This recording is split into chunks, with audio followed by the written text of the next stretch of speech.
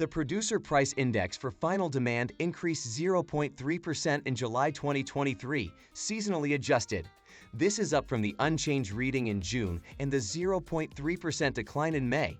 The increase in final demand prices was led by a 0.5% rise in the index for final demand services. Prices for final demand goods edged up 0.1%.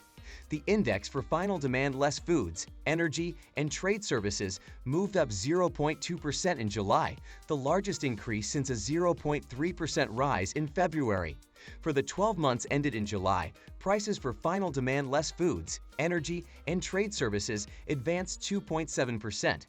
Within the index for final demand services, prices for portfolio management rose 7.6% in July, the largest increase since August 2022.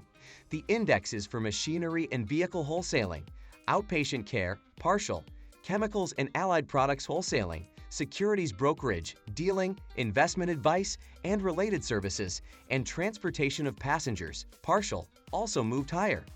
Prices for final demand goods edged up 0.1% in July, attributable to the index for final demand foods, which rose 0.5%.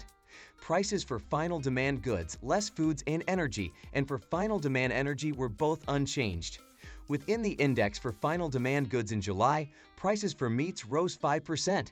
The indexes for gas fuels, hay seeds and oil seeds, utility natural gas, and motor vehicles also moved higher.